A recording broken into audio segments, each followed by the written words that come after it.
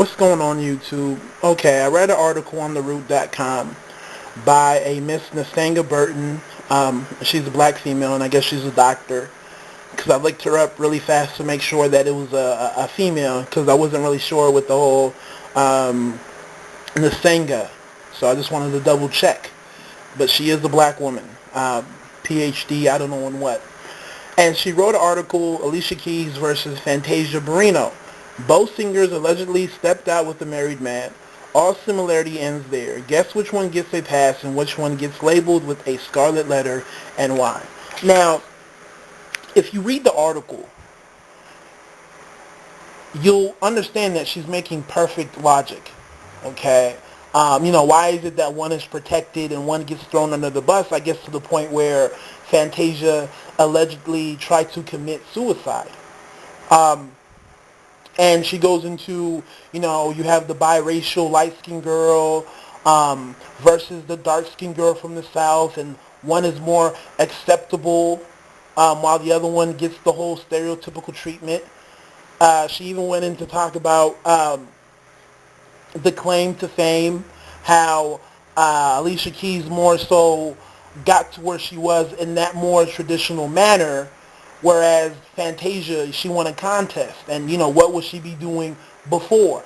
So is she a real star, or is she somebody who just got lucky and won some TV show? She would probably be a hood queen if she didn't win.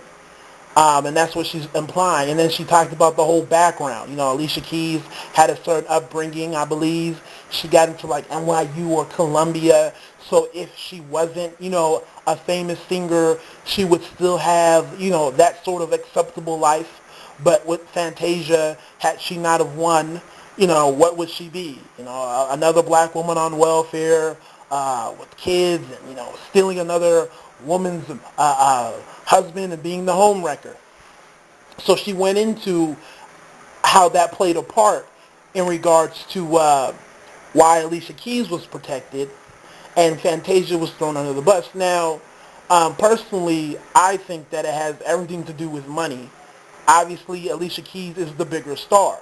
And she's a crossover sort of artist where you know that suburb white girls and Asian girls and Indian girls and upper class girls, they're all listening to her music. So they're the ones buying her CD and downloading her music, right?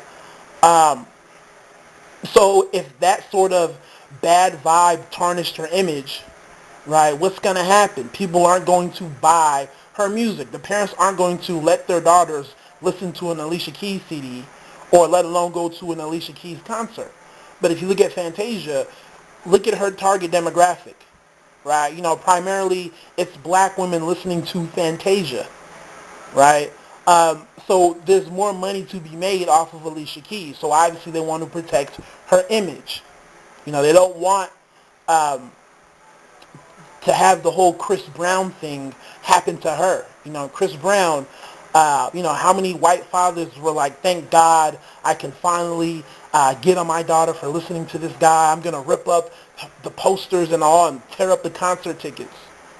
Right? We don't want that. We don't condone that sort of behavior. And a lot of people lost money off of Chris Brown's fuck up.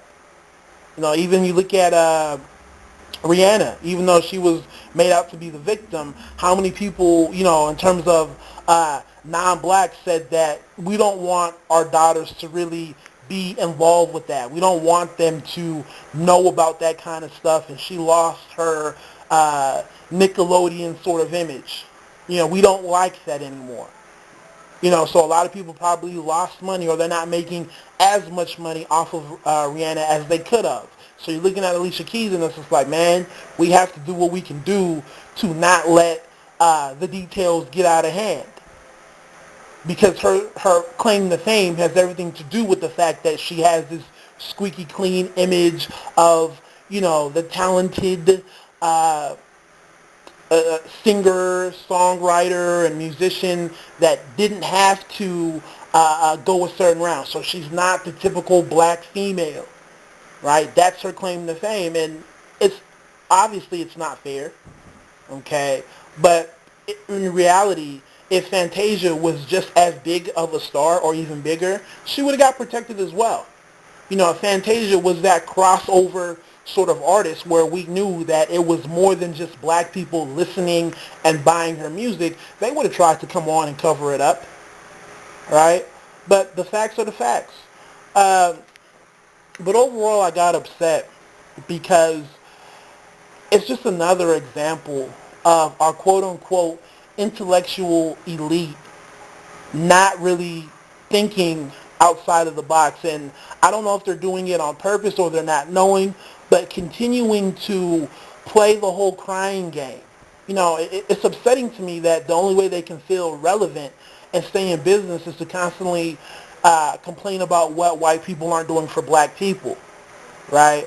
Um, and like I said before, there's no point in bitching and complaining about the government and politics because it's not ran by black people. You're looking at the music industry, the fashion beauty industry. We don't have any sort of controlling interest inside of them. So what makes you think that we can simply bitch and complain and they're going to change? Is it right? No, I'm not saying it's right. But what I'm trying to say is if somebody owns something and you have no say-so, you have no power. If you come into my apartment and you say you want to do X, Y, and Z, I'm going to tell you, no, you can't do that. I don't care if you don't like it, you can leave. Now, if we were roommates and it was a 50-50 thing, well, we have to sit down and have a meeting because your money's tied up just as much as my money. Or even if you're paying like 1/4 of the rent, you're still putting something in, so you still have a say-so. But the way things are going now, how much say-so do black people have? Not too much. I mean, I know we're big-time spenders, but even then, we're not educated consumers. Right? Y'all remember Tommy Hilfiger and all those other fashion designers in the mid-90s that were coming on talking about how they don't make their clothes for black people. Okay, but we'll come on and still talk about I got Polo on my body, Gucci this, Louis Vuitton, and they'll say they're not really trying to make money off of black people. They don't even acknowledge the fact that they get a lot of money from black people, African American, poor black people. They won't acknowledge it. They don't want that tainted image.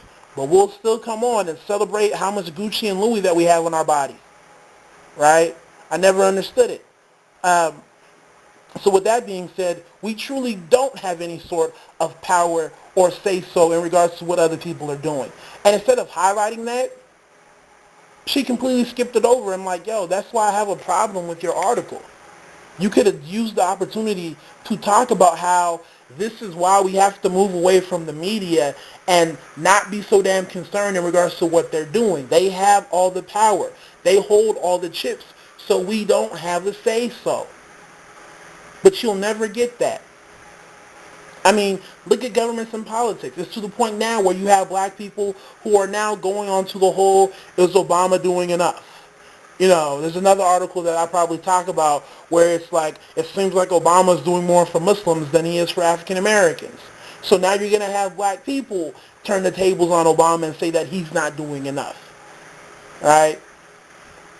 Even though when it comes to politics and big business and government, we don't really have any sort of controlling interest in that as well. Or even if we do have some sort of power, we don't know how to mobilize it.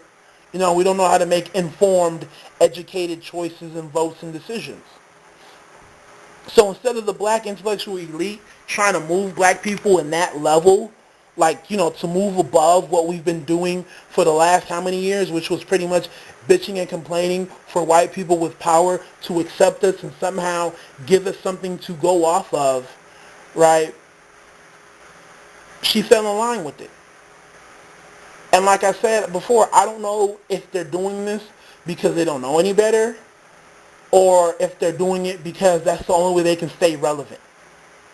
But if you look at the trend, if you look at all our intellectual elites, they all do the same thing. They all bitch and complain about what powerful white people aren't doing for black people.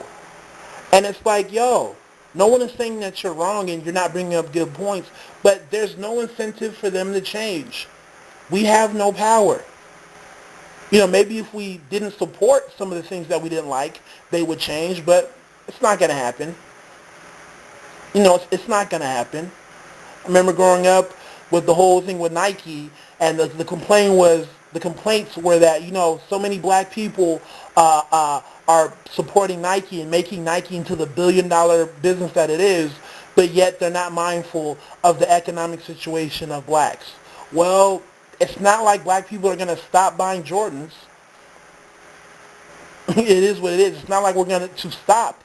So why would they change?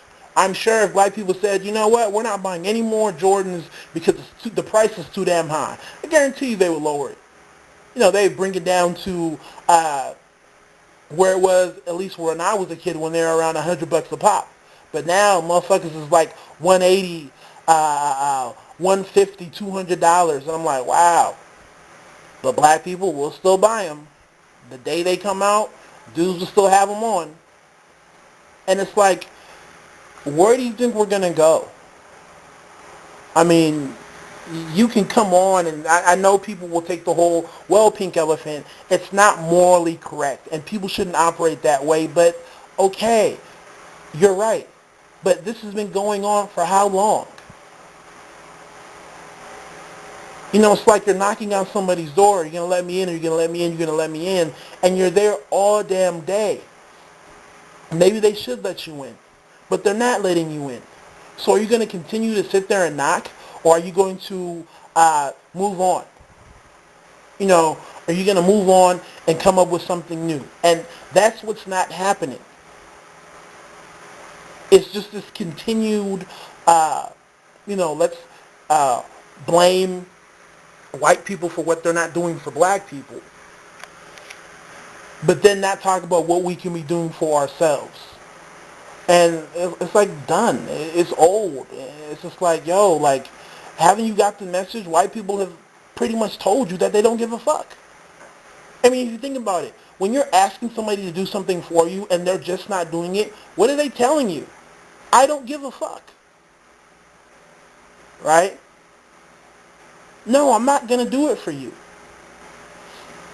It's just like when somebody's hitting you up, maybe they need some notes from you, or maybe they need something for you, and you don't respond to them. You're trying to send them the message, right, that, yo, man, I'm really not trying to fuck with you. Sorry. You know what I mean? But I don't really want to come out and tell you, so please take my lack of communication as the sign that I'm not really trying to deal with you at all. But we as black people, we're still sitting there, why is it that this, why is it that they're showing favoritism to Alicia Keys and not Fantasia? Because they can. Right? So that's my vid. And one more point, and this just highlights the shit that I'm talking about. And I made this point before, how it's funny, when we're talking about non-dating issues, black women seem to know about the white world and how they treat black people, how they don't really treat us fairly. So we're all on the same page. But the second it comes to dating, you'll have women like her who will then come on and talk about how maybe we need to expand our options, and the white world is going to accept us and whatnot. And I'm like, yeah, okay. You've seen what's going on now. I mean, we all saw the whole Dr. Laura thing, where you have that dumbass black woman who expected somehow to be openly embraced by her quote-unquote white family, right?